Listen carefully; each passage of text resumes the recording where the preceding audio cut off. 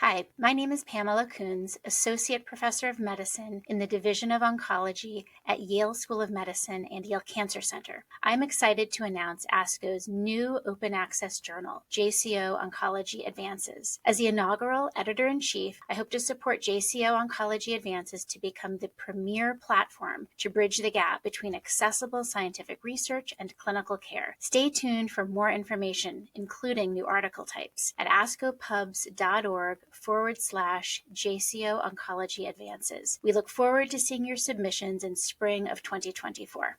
The purpose of this podcast is to educate and to inform. This is not a substitute for professional medical care and is not intended for use in the diagnosis or treatment of individual conditions. Guests on this podcast express their own opinions, experience, and conclusions. The mention of any product, service, organization, activity, or therapy should not be construed as an ASCO endorsement. The Bomb, Andrea M. Watson. I sit paralyzed at my desk. Everyone has left the clinic. I can hear the sound of the broom in the hall as the after-hours cleaning begins. No phones ring, no patients hurry to appointments. No chatter lingers in the air. The silence is oppressive. The air is heavy, and the distance from my office to the hospital an eternity. I've just hung up the phone with the radiation oncologist. His words echo in my head. Radiation will cause more harm than good. I'm sorry. I wish there was something more I could offer. Dread rises like a tide as my last hope recedes. I want to share the burden of this terrible news, but all my colleagues have left for the day, and I am alone. I'd been taking care of Mallory for 9 months when the progression of her disease took me by surprise. Her tumor had responded so well to upfront radiation, followed by 9 months of intensive chemotherapy. With just a few months of treatment left, the end was in sight. Mallory was an avid JRR Tolkien fan, and plans for a Make-A-Wish Foundation trip to New Zealand were underway. She wanted to see the Lord of the Rings filming location and visit the small hobbit village she'd read about in travel books. She wanted to wait until it was summer there, our winter time to travel. When Mallory's disease progressed on therapy, that fall, the timeline shifted. Goals shifted. There was no realistic hope for cure. There was just hope for time. The trip became the goal, and she bravely chose to continue with aggressive treatment, hoping it would open a window of time for travel. But further progression got in the way. When the futility of chemotherapy became clear, hopes were pinned on radiation to buy time. Now, hanging up the phone, I realized that this strong, brave, beautiful 16-year-old girl who had been through so much will never get to New Zealand. And I have to tell her that tonight. I start out toward the hospital, but walking through the hall, my steps slow. My chest becomes tight and my head swims with the devastating message I carry. I stop and look blankly at the man sweeping the floor, wondering if he can tell I'm carrying a bomb meant for a young girl and her family. He keeps sweeping, unaware. I trace my steps, fighting back tears. Back in my office, the sobs come. I cry for Mallory, for her parents, for her little brother and her best friend, her sister, for all they would never share together, and for all the sorrow they had already faced. I cry for myself, and for the terrible burden of delivering the blow, extinguishing the candle of hope that this trip had become, and speaking the words they dreaded since the moment we met. And when the tears finally stopped, I am empty. I take a deep breath and walk out the door. Mallory is not surprised by my news. Her gaze shifts away from me to a far-off place. Silent tears stream down her face, and she says, "I know. That's all she says. I meet with her parents alone in the family room. Their reaction is raw and palpable. Flooded by tears and sobbing, they cling to one another, lost in a storm of grief. When her brother and sister join us, I unfold the news slowly, choosing my words with great care, as the disbelief on their faces quickly melts into sorrow and then tears. My heart feels as if it will break. I sit quietly by, trying to fade from the scene that plays out before me. I fight back the tears, but lose. I have done my job, delivered the bomb. There's nothing more to do but bear witness. Then, something beautiful happens. Mallory's parents silently hug one another with new resolve and, in turn, embrace their children. Without a word, they stand up and walk together into Mallory's room. Hand in hand, they pull her in and encircle her with fiery love. I quietly take my leave, feeling the power radiating from the room as I walk down the hall and out of the hospital into the night air. Mallory's funeral program bore a poignant quote from the Lord of the Rings film, in which Gandalf assures Pippin that death is not the end, but rather another path we must take. The journey doesn't end here. Death is just another path, one that we all must take. The gray rain curtain of this world rolls back, and all turns to silver glass.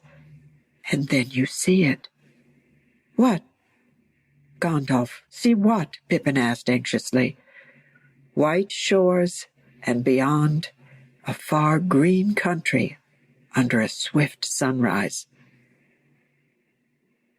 Shortly after Mallory died, her sister reflected that although she never saw the lush green of New Zealand, Mallory's journey had taken her somewhere even better. Likewise, the journey of those left behind continues. Families' lives are forever changed after a child dies, and our lives are never the same either. Each patient we care for can teach us lessons about how to live well, even when you die young. The privilege is great, and the responsibility that comes with it, greater. Delivering devastating news to beloved patients and their families may be the most dark and difficult moments of one's career. But compared with the burden that families carry, it is light. And if you stay long enough and you listen hard enough, you may see the blinding love shining through the darkness. Now, the end of the day, after the noise and activity fade, I find myself thinking of Mallory. Some days it's with a renewed awareness of the heavy burden we carry. Other days it's with a lightness of being and gratitude for those who go before us, leaving their courage as testament to what they've believed in. The silence unearths a deep ache in my heart. Sometimes I cry. Then I hear the comforting sound of sweeping in the hall. I take a deep breath and walk out the door.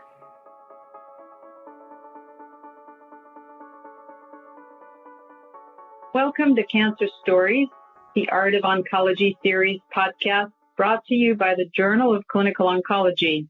I'm Lydia Shapira, editorial consultant for Art of Oncology and your host for this program. With me today is Dr. Andrea Watson, a general pediatric hematologist oncologist working at Essentia Health in the Duluth Clinic in Minnesota, and the author of The Bomb, published ahead of print February 11, 2019. Andrea, welcome to our program. Thank you, Lydia. It's a pleasure to be here. I've been looking forward to it. That's terrific. Let me start by asking you a question I ask many of our authors. People who write usually like to read. What are you reading now? Mm-hmm. Oh, that's a great question. On any given day, I do read quite a few children's stories. Not only am I a pediatric oncologist, I have 5 children, so there's a lot of bedtime story reading, which also cuts into my leisure reading. I don't have a lot of time for for fiction, but right now I am reading a book called Invitation to Love, which is by a Cistercian monk about centering prayer.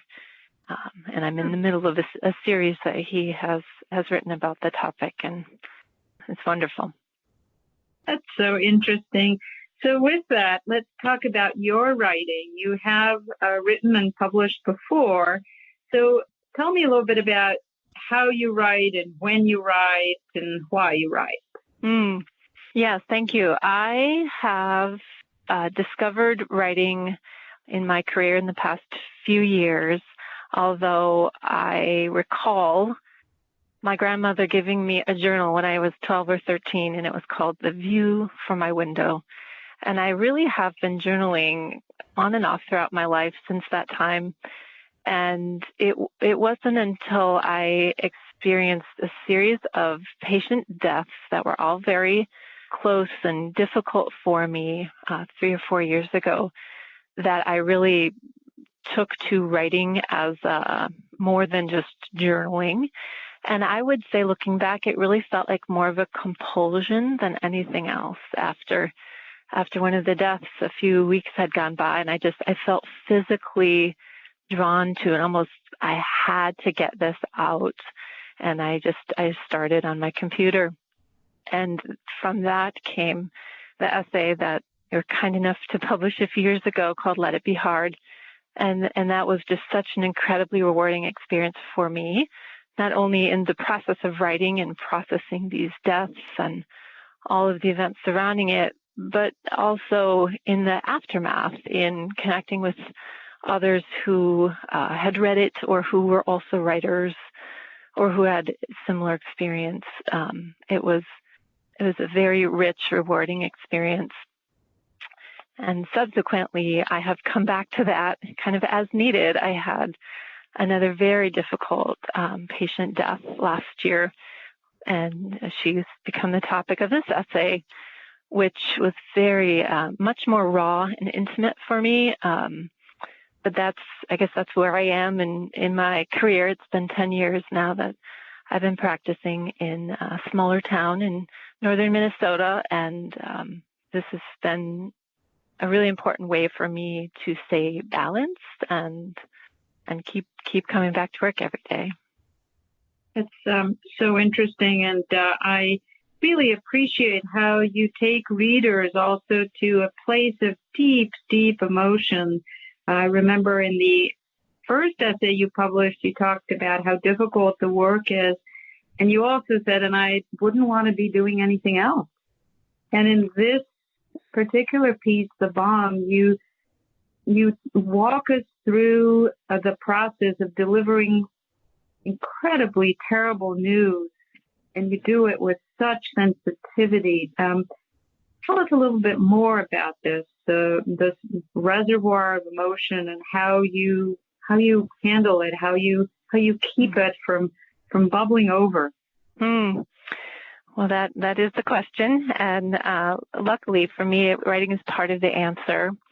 In this essay, The Bomb, I think I really was looking to dive into that space, that time where you as a provider, as an oncologist, are aware of information but have yet to deliver it.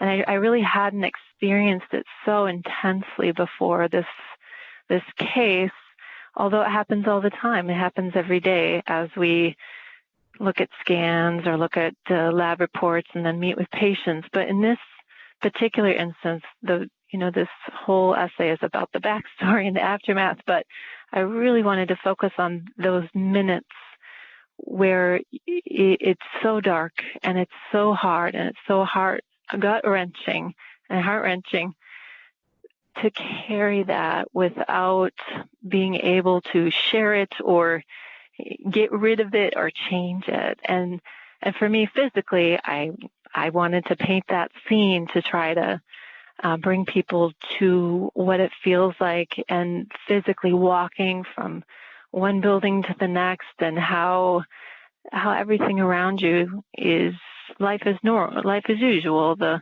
janitor is sweeping and cars are passing by, but in fact, it's this horrendous bomb that you are delivering. And then the incredible grace that comes after. I mean, for me, writing really is a meditation and a way to honor these children, these families, and their strength and their resiliency. And I think without taking that time away, that time apart, to look at that and to tell that story, you don't really appreciate it. I don't. And when I am able to do that, that turns all that intense sorrow and grief and just the horror of it all into something quite beautiful. And I think many of your guests have alluded to that in oncology, whether it's adults or children. There's such great suffering, but so much life and growth and love that comes out of that. That's what I think is just an amazing aspect of what we do. And that's certainly what keeps me coming back every day and picking up a new patient and kind of moving through it again, because there's no end. So you have brought up so many very deep and insightful, wise pearls there. I think this idea of connecting through love and beauty, and that is sort of almost like the antidote to the sorrow. It's beautiful. But I want to take you back a little bit to this idea that you are holding this bad news, this bomb, because delivering the bomb sounds so dramatic and so explosive. Is that in fact the way that you experience this delivery of bad news? Well, it certainly is a dramatization of it. I wouldn't say that every day I feel like I'm running across the field with a bomb, but when I was first drafting this essay and I went to save it, that title I said, it just came. It's the bomb, that's what I'll call it. And in that case, because we had such a strong relationship and it felt so tragic, in part because she was such a special girl and so this wise beyond her years and this wonderful family. She was also the age of one of my children, my oldest daughter, and that, as many of us in pediatric oncology at least know, that makes it turns up the intensity, and it's a much more emotionally challenging situation.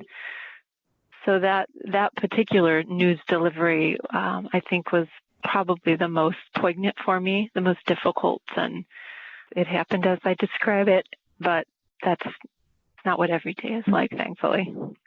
No, thankfully not. But I want to bring us back, because you say that the bomb is really the way it felt to you. And then, you also talk about the fact that, one of the things that I loved about this essay so much is you talk about starting to walk towards the room and then having to go back to your office and close the door and stop, and feeling empty.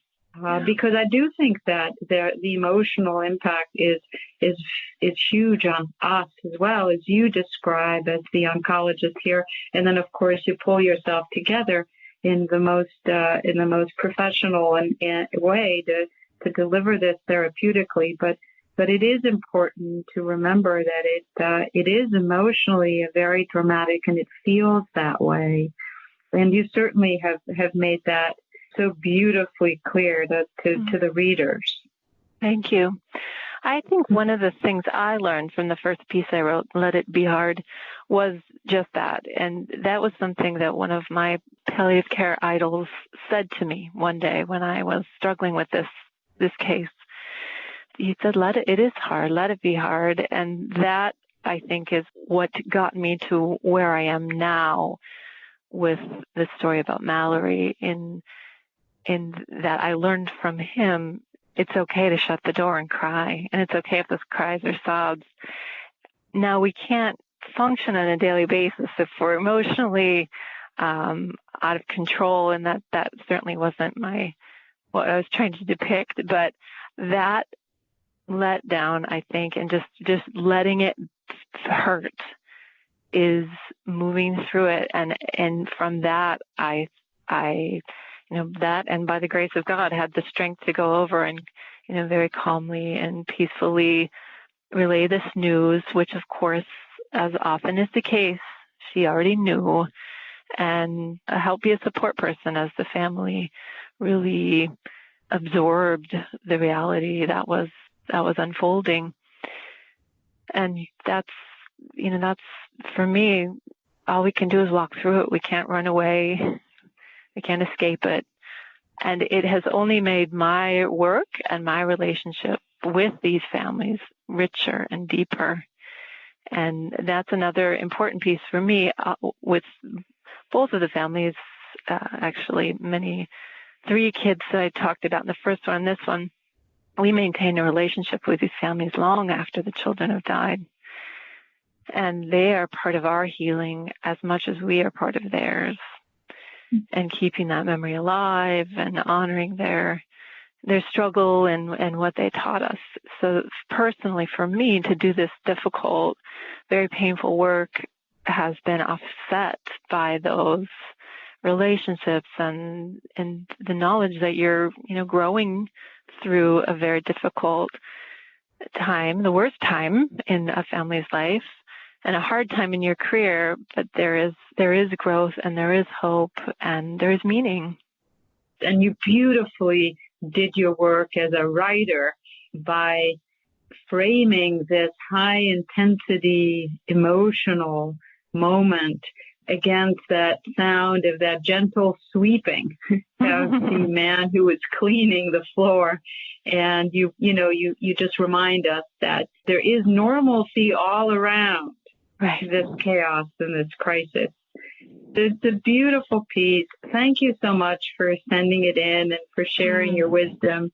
I want to thank Dr. Watson and hope you will join me next time for another conversation about the art of oncology.